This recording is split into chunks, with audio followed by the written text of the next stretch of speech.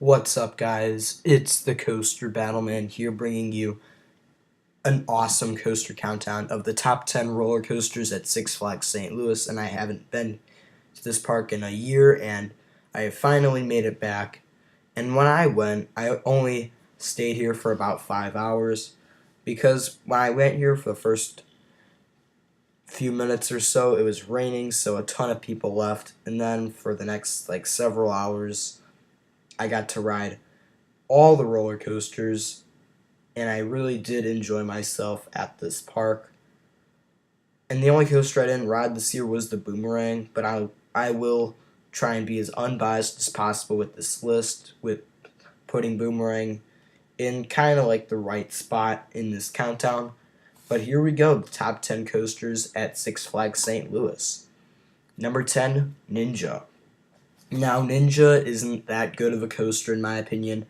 I kind of enjoyed the beginning of it with the first drop and the vertical loop, but then after that there's a bunch of head-banging moments throughout the ride. I believe there's a few on the corkscrews and the final helix, and those turns are kind of wonky, so that's probably why you get some pretty bad head-banging on Ninja, and that's probably the best. Ninja's probably the best name for any Vekoma, because it just beats you up quite a bit. So, Ninja, I did get to ride it twice when I was at Six Flags St. Louis because there was no line at all, so the ride operators let me stay on, so that's kind of a plus, but not really, because Ninja wasn't that fun.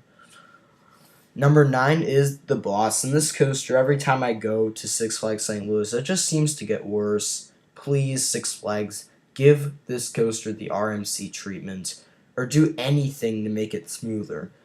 The Boss is just rough. It's very painful, super rough, and the only good thing about it is that the trains look kind of cool, and it's kind of a long ride, and there's lap bars for restraints, but other than that, this is just basically a knockoff of the Beast and a rougher version of it.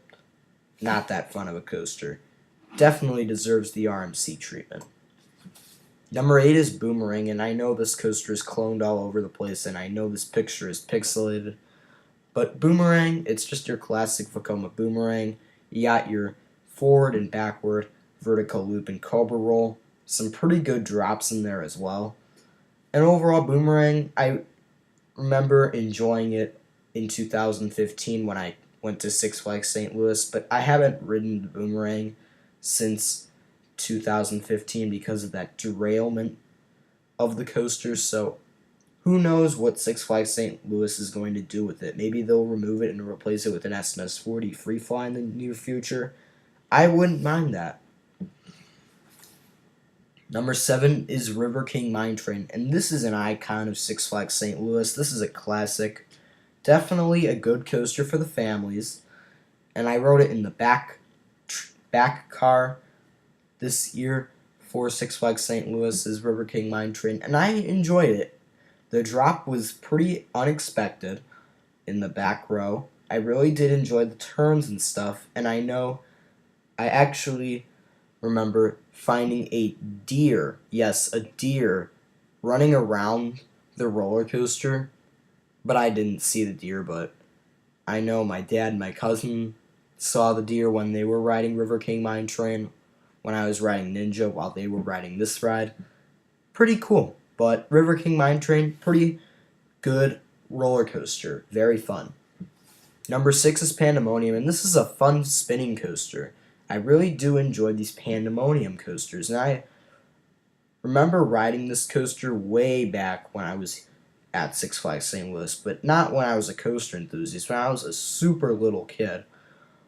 And I really enjoyed this coaster when it was named Tony Hawk's Big Spin, and as Pandemonium, it still thrills guests today with its pretty fun spinning, and I really do enjoy this coaster. It's a lot of fun. Number 5 is Fireball, and this is the Larson Super Loop, and everyone doesn't really like Super Loops, but I'm one of those big Larson Super Loop fanboys. Yeah, you could say that, but I'm a huge fan of these Larson Super Loops. These rides are hang time machines. The hang time is amazing on this ride. Super smooth. obviously. And I really do enjoy it. The only main complaint I have about this ride is that it's cloned all over the place. But other than that, this is a very, very fun ride. Number 4 is Screamin Eagle, and this is a pretty unique wooden coaster. It is definitely the most underrated wooden coaster at Six Flags St. Louis, in my opinion. And literally, on this ride, I literally got standing airtime. It was insane.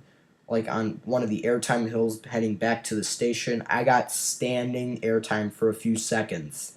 I was literally standing. It was insane. Never experienced that before on any roller coaster, airtime wise. Pretty insane. It's possible you might get some standing airtime depending on how loose your seatbelt is and how far down the lap bar is on this ride. But if you're lucky, you might get a lot of good airtime, or you might not get any airtime.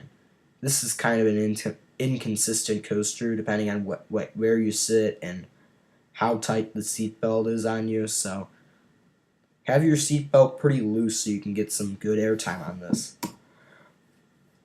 Number 3 is Batman the Ride, and I've grown to become a big fan of B&M inverts this year, and I really enjoy the Batman the Ride clone at Six Flags St. Louis. It's very intense, super powerful inversions, very intense, and it's just a powerhouse coaster. Despite being a clone, and I know there's tons of clones of Batman the Ride all over the place in the United States and all over the world.